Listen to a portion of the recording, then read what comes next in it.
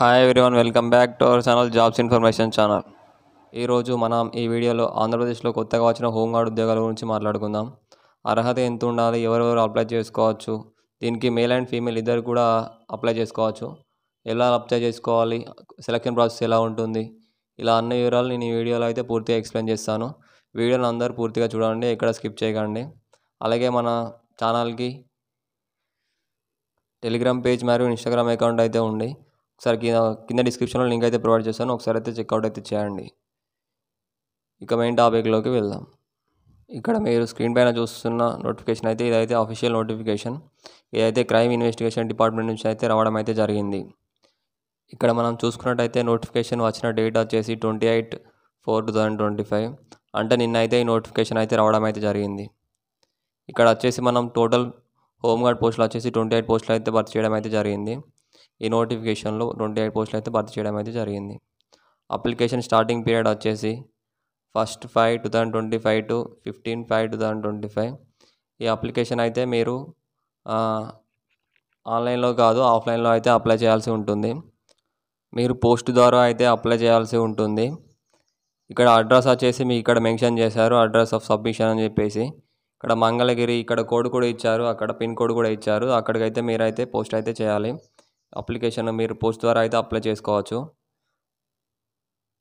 ఇక్కడ eligibility conditions చూసుకున్నట్టయితే ఎవరికైతే 18 years to 50 years మధ్యలో ఉంటారో వాళ్ళైతే అప్లై అయితే చేసుకోవచ్చు.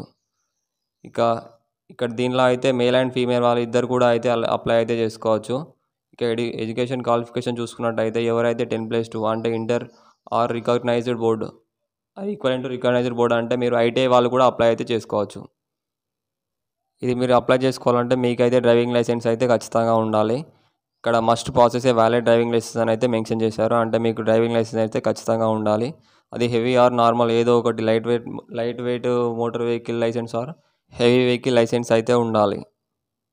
ఇక ఫిజికల్ స్టాండర్డ్స్ చూసుకున్నట్టయితే మెన్ అయితే హైట్ వచ్చేసి 160 cm అయితే ఉండాలి, అలాగే ఉమెన్ వచ్చేసి 150 cm అయితే ఉండాలి.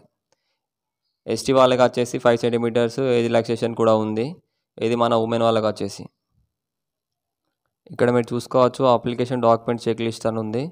ఇక్కడ మీరు అప్లై చేసుకునేటప్పుడు మీరు పోస్ట్ ద్వారా అప్లై చేస్తారు కదా, దానికి ఆ అప్లికేషన్ ఫిల్అప్ ఫామ్తో పాటు ఇవన్నీ అయితే వాళ్ళకి సబ్మిట్ అయితే చేయాలి. అప్పుడైతే వాళ్ళు వెరిఫై అయితే చేస్తారు.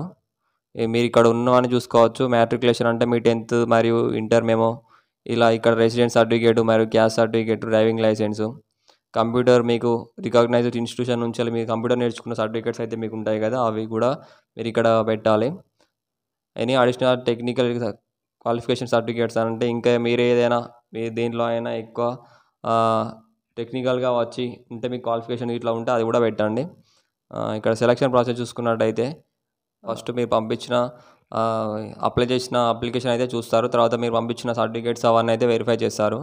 ఆ తర్వాత దానిలో షార్ట్ లిస్ట్ చేసి మిమ్మల్ని ఫిజికల్ మెజర్మెంట్ టెస్ట్కి అయితే పిలవడం అయితే జరుగుతుంది. అక్కడ మీకు హైట్ అయితే చూస్తారు, తర్వాత వచ్చేసి స్కిల్ టెస్ట్ అయితే మీకు ఉంటుంది, అదే కంప్యూటర్ టెస్ట్ మరియు డ్రైవింగ్ లైసెన్స్ ప్రాక్టికల్ టెస్ట్ అయితే ఉంటుంది. మీరు డ్రైవింగ్ చేయమంటారు, అది అంతా ఈజీ నార్మల్గా, మీకు ఆల్రెడీ డ్రైవింగ్ వచ్చు కాబట్టి మీకు అదేం పెద్ద విషయం కాదు. ఇక్కడ మనం వీడియో స్టార్టింగ్లో చెప్పినట్టు ఇక్కడ ఇంపార్టెంట్ డేట్స్ అయితే మీరు చూసుకోవచ్చు.